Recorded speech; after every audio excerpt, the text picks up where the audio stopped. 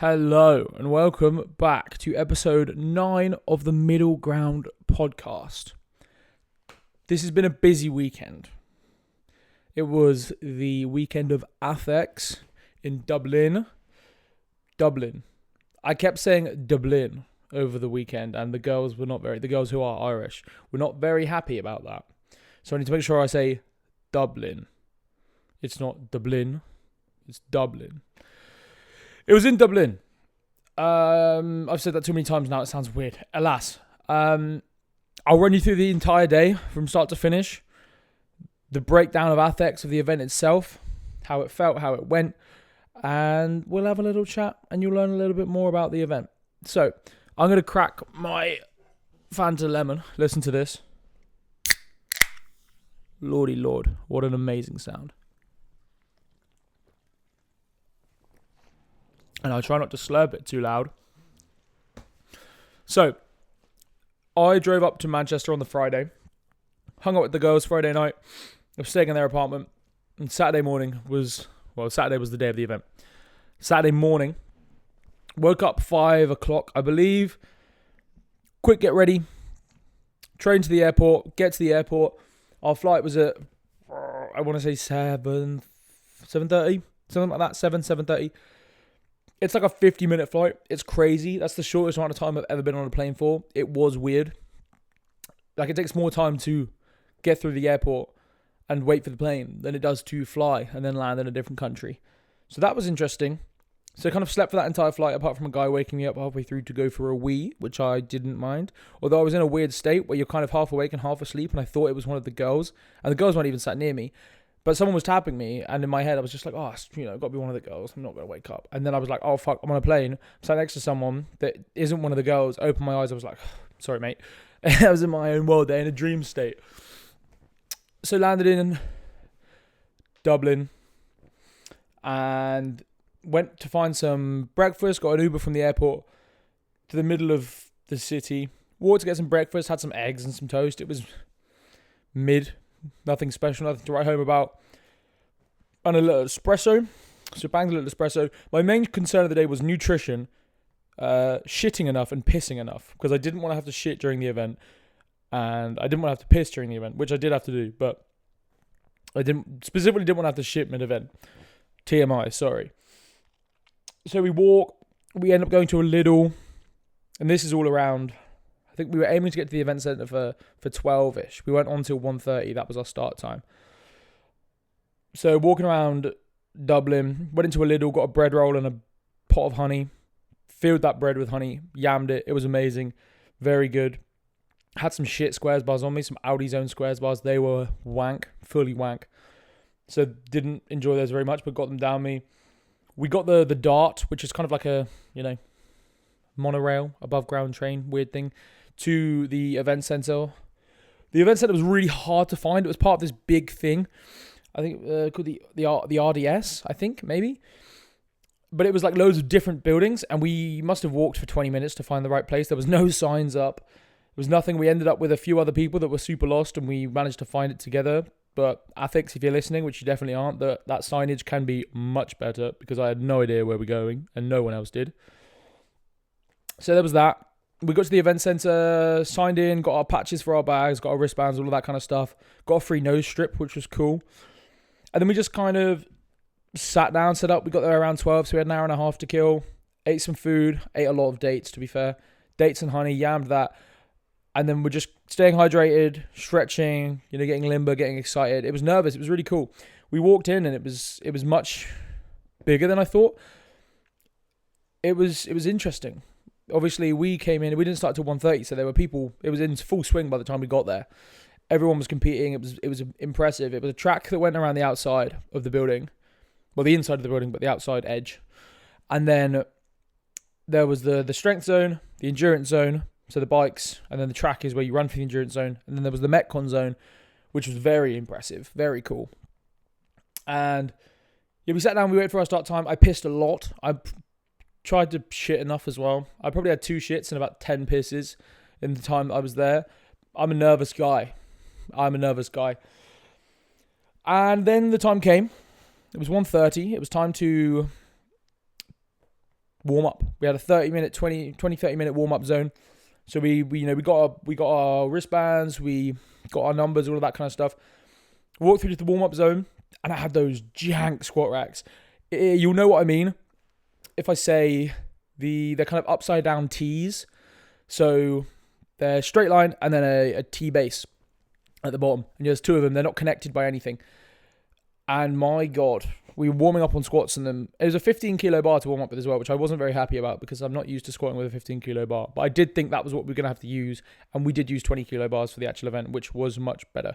I was worried that we were going to have to use 15s. I hate 15s. They're too thin. They hurt my back because it's like a more concentrated point of pressure. Smaller, I suppose. Anyway, we were warming up, and I went to go re-rack a squat, and I'm a very, not aggressive, but I really like to lean into the bar. Like, I like to put a lot of weight forward into a rack when I'm setting up for a squat and when I'm re-racking it. And I did this on these racks, and my God, I nearly died. And I stopped my warm-up there. I said, if I squat one more time, I'm going to die on these racks. So I stopped there. But did some squats, probably, I think max was like 100 kilos. Started overhead pressing, doing some like leg-supported pull-ups on the bar, some like kind of leg-assisted pull-ups. And then when the time came, we lined up. We went into the strength zone. We met our judge, who was Brazilian, lovely guy. Really, really nice guy. And we had our 3 rep max pull up to start. So we chalked up 3 rep max pull up. I got 35 off rip. I said I was going to go for 30 to lock that in and then go for 35 because I didn't know if I'd get it. I felt so good. I was getting airtime off the bar. I felt amazing. So I was like, fuck it. 35 kilos, load it up.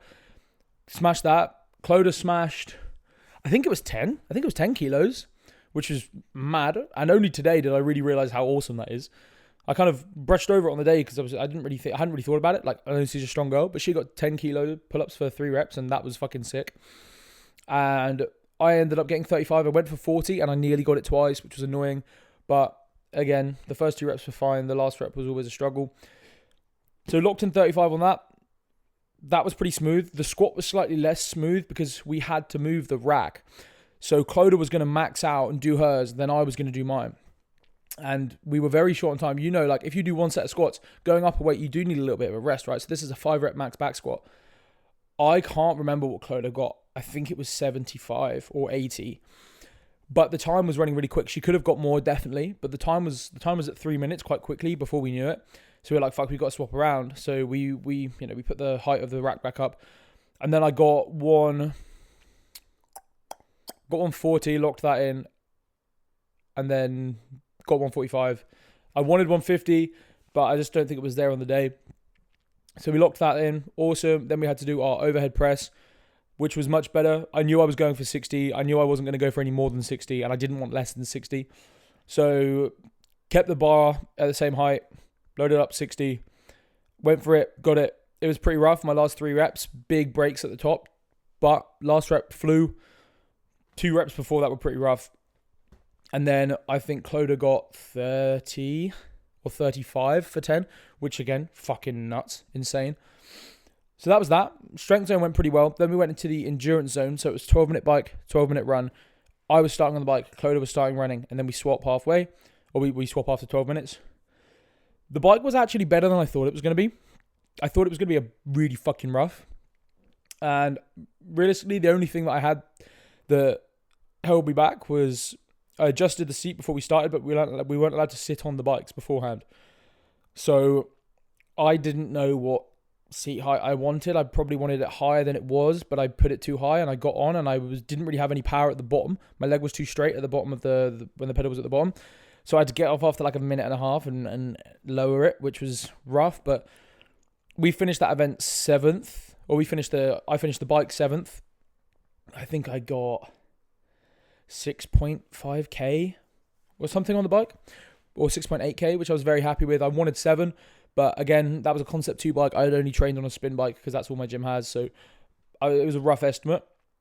Now the run, I impressed myself with. Bearing in mind I was coming off the bike My legs were heavy, and then it's 12 minutes of running where you don't really get a solid breath. Like, I got one solid breath around that entire thing, and it felt incredible. Like, the entire time, it just felt like I was breathing and nothing was coming in. And then I got one breath where I felt my lungs fully inflate, and I was like, oh my God, that's amazing. And it kind of kept me going. I started front pack. You could kind of start wherever you wanted. It was just distance based on an ankle monitor you were wearing. So, started front pack, dropped to like probably fifth. Definitely was getting overtaken. And then we kind of started lapping other people. So I ended up coming fifth or sixth in that, which I was very happy with, considering there were 20 people. Yeah, 22 people. There were 22 pairs. So in my round, there were about 22 people. So sixth I was very happy with. I got 2.7 something kilometers in 12 minutes. So I was nearly averaged a 4-minute kilometer. So I was fucking ecstatic about that. I thought that was awesome. Then we had a big break. So big break. Clodagh smashed her endurance events as well, but I don't know the specific distances or numbers because we were separated for that. But it was rough. It was rough. I'll tell you that much. Like my legs were heavy going into that run, and I can't really imagine going from that run onto the bike. I actually think I preferred going on the bike first and then going into the run because I could just give my all to the run. And I don't think I would have run as far had I gone first because I would have been too conservative. But we finished that station. We went into the refuel zone or the recovery zone, chucked on some hyper ice compression boots, which were amazing. I don't necessarily know if they did anything. I was pretty fucked at that point. Like, I was so fried, head hurt. I was gone out. I was completely gone. But sat there, drank some honey, had some electrolytes, and we had about 30 minutes in that zone before we started the Metcon. Now, if you didn't know, the Metcon was 50 calorie row. So it was both of us together. This was split however you wanted. So 50 calorie row, 40 dumbbell thrusters. I had 22.5 kilo dumbbells in each hand. Then 30 box jump overs, which you could step over, which we did. 20 synchronized burpees. So thighs and chest have to be on the floor at the same time, and then you have to leave the air and your hands have to touch above your head at the same time. Then 10 sandbag ground to shoulders, and then back. So 20 burpees, 30 box jump overs, 40 dumbbell thrusters, 50 calories rower. And we looked at it and we thought, I trained personally pretty hard for this. And I ended up getting my individual time down to around 13 minutes. But that was just for my half of it. So that was me halving everything and doing exactly half. So I knew it was going to be much longer than that. Now, I know that there are some people in the country that have done this in 10 minutes as a pair, which is absolutely fucking nuts. Not my strong suit, I'll be honest. Strength is definitely my strong suit. Then probably the endurance side of things. Then the muscular endurance, the Metcon, that strength endurance is crazy. It's crazy. The people that are good at it are nuts at it. But we just ran our own race. We were the last off the rower. This was definitely our worst event as a pair. We were last off the rower, but Clodagh kept telling me, run your own race, don't look at anyone else, because I was starting to panic. And then I was like, you know what, fuck it. I've come here just to compete with myself. We had no goals going into it. We entered the pro category as well. There's 3 categories. There's ATHX Light, there's ATHX, and there's ATHX Pro. And we entered the pro category because we wanted to do the extra exercises and really push ourselves. And that was our point. It was just for us. It wasn't for anyone else. It wasn't really to win. It was just to go and push ourselves and compete in something which we thought would be fun as a pair. So that really kicked that in for me. And I was like, fuck it. I'm actually just going to leave everything on the floor here. And whatever result we get, we get. And I just want to know that I've done my everything. So we did that. Jumped into the dumbbell thrusters off the rower. Fucking hell, man. It's so heavy. It was so hard. I think I might have bashed out 10 on my first round, and then Clodagh did, 7, and we just progressively got lower and lower and lower in our turns. And we ended up, on the way back, we ended up just doing 3 each because we were like, my God, this is rough. It's a really tough exercise. It's a full body exercise, like truly a full body exercise. And it was really rough, especially with 45 kilos in your hands. It was pretty rough. The box jumps were pretty straightforward. I found them really easy because I'd trained on a 30-inch box because that was the men's height of the box. Now, because we were mixed doubles, I didn't know this, but we used the female height of the box. So we used it on 24. So I trained on a 30, and then in comp I was throwing into a 24, and I was like, fucking, this is a piece of piss. This is so low. So I stepped over that absolutely, I botched that out. That was really cool. We both smashed that. Burpees were cool. Not much to say there. They were long. It took a long time because we were keeping a steady pace, it was just a bit of a pain in the ass. 20 burpees is a lot of burpees to do. And the fact that you do 20 burpees and then you're on the sandbags, then you're back to 20 burpees again. You barely get no break between basically 40 burpees, which is quite a lot. But we finished burpees, we went onto the sandbags. Now, the sandbag was a funny one because I hadn't been able to train with a 70 kilo sandbag. I think the closest I got to training with a 70 kilo sandbag was maybe a 55 or 60 kilo sandbag when I trained with my friend James months before, like maybe 2 months ago now. And that was pretty fucking, I didn't find that too bad, but I didn't think how heavy the 70 kilo sandbag would be. Imagine a person, I know a lot of people that are 70 kilos. That is dead weight in a thing the size of probably 2 footballs. It's a lot of weight, very concentrated. And we had to bring it up to our shoulder and then hand out to the side and bag on the shoulder supported with the other hand balanced for it to be a rep, right? Everything fully locked out. It was a lot. And we got there, and before the Metcon had started, we'd run up to the bags just to test the weight, and we got fuck, I didn't even get it to my shoulder. I was like, shit, that is heavy. We'll cross that bridge when we come to it. And we got to it, and it was a shit show. I'll be honest, it was a fucking shit show. I think I got 3 reps off rep and was like, okay, we can do this. And then Clodagh got 2 or 3, I can't remember. And then I went back to the mine and I was like, shit. I think she might have got 2. And then I got another one. We were at 6. And I was like, oh my God, that is a heavy sandbag. And this was the first time in the entire event that I'd gone, I don't know if we're going to be able to finish this. Like I started having the thought process of like, we might have to take a serious break for a minute or so and then go again and try and finish these sandbags. But the adrenaline kicked in, absolutely smashed them, boshed them out, just wanted to get them done. You only had to do them once. So, you know, if we'd have to do that again, it would have been game over for us. I think that would have been the nail in the coffin. But then we went back to burpees. Burpees were fine. Then we went back to the box jump overs. They were fine. We got back to the thrusters finally. That was super rough. That was really rough. Bear in mind, most people have finished by now as well. We were, I think, the second to last to finish on this event. And we were just going, you know, I think we started, we might have done 6 each, then 5 each, then 4 each, then 3 each. And it ended up with, I think we had 5 or 6 left. And I was just like, fuck it. I don't want to do, like, I don't want to stitch Clodagh up and make her do another set. And I just want to get this done. So I just used everything I had and gave 6 more thrusters and was like, let's fucking get those done. But I thought she said we had 5. So I did 5 and then put them back down. And she said, you got 1 more. And I was like, oh no. So I had to pick them back up and then do another one. And it was like, oh my days. It was rough. It was very rough. Back on the rower to finish. I found that pretty easy. I think Clodagh did 10 calories. I jumped on it. And she did 10 or 15, I can't remember. She might have done 15. And I jumped on it. And I actually felt all right. I had closed my eyes. I just focused on breathing and keeping a solid tempo. And I think I did 20 or 25. I can't remember, maybe 20. And then handed it back to Clodagh, who finished it off. And it was heavy, but it was good. It was all right. We finished. We were the second to last to finish the Metcon. And we were just so proud. We were so happy to have it done. I was super proud of the both of us. Again, I couldn't have given any of that anymore. I don't think I could, lifted more. I don't think I could have run any further, rode any further, or done any of the Metcon any faster. And that's what I wanted. I wanted to know that I'd given absolutely everything on that competition floor so that I could come off and go, I don't really give a fuck about how we place. Actually, I don't really give a fuck about how we place. I just want to finish and know that I've given it all. And then we walked and we took some photos and we were just getting our breath back. And obviously our friend Ailish was there as well. So she was taking loads of photos throughout the day, which came out amazing. If you've seen them on Instagram, that's who took them. It was brilliant. And that was more or less the day. After that, we got an Uber straight back to the airport, flew back to Manchester, sorry. Had some food in the airport, flew back, got straight to the... Oh my God, let me turn that off. Got straight back to the apartment, had some food, drank wine, and went to bed. That weekend, I did consume a lot of wine. My recovery was dog shit. I'll be honest, the next day, Sunday, my recovery was dog shit.